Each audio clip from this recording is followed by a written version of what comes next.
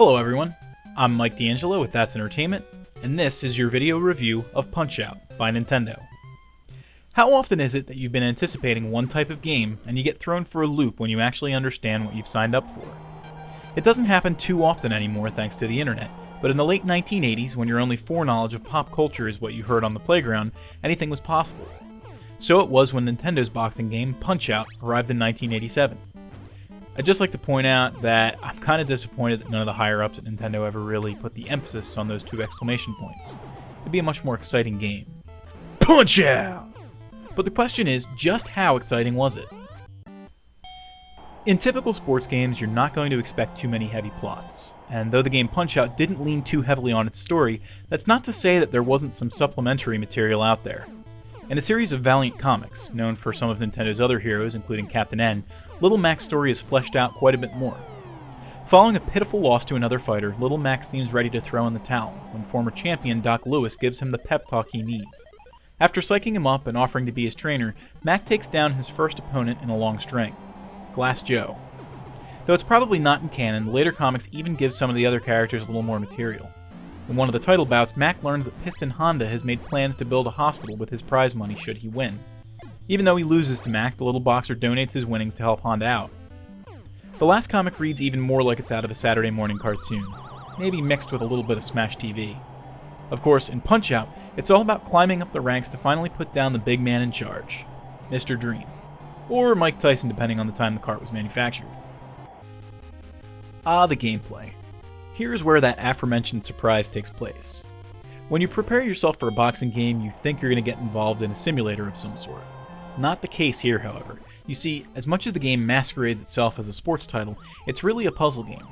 Sure, you're hammering on your opponents with jabs and hooks, but it's the timing of your dodges and counterattacks that really determine victory.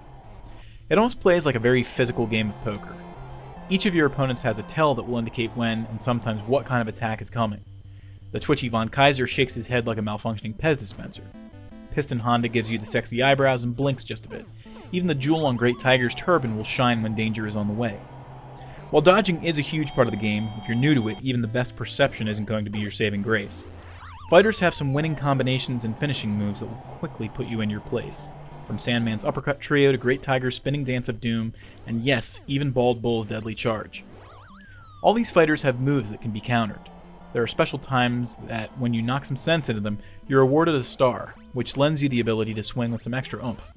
And even should that not be enough, most foes have a weakness that you can exploit with a little know-how.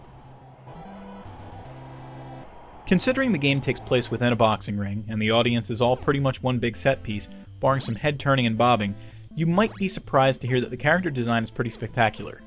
Think about what the systems were capable of at the time. Mario was barely 16 pixels tall.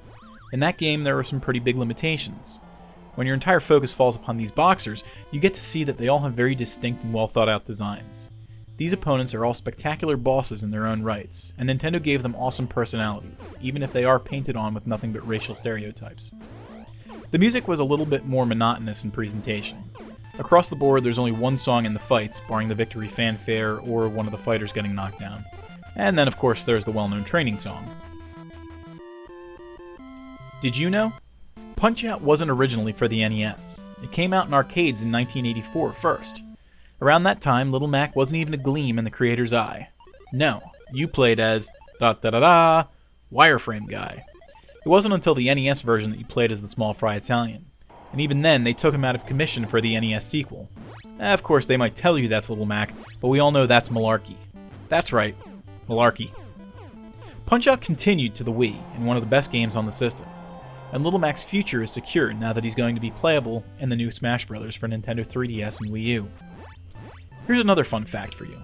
Do you know that there was a spiritual successor to Punch-Out! On the NES?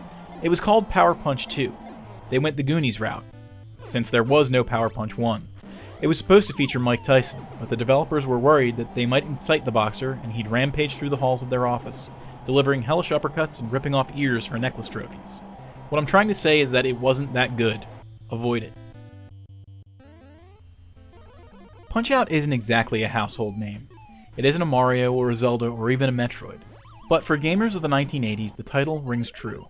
It's the kind of game that people still remember fondly all these years later. We're already clamoring for another one, despite the fact that we had one for the Wii, and before that there was a 2-console generation gap. That's got to mean something. Despite its cult popularity, no one has taken up the challenge to make a game to succeed it. Maybe that's because Punch-Out is always destined to be the king of the ring.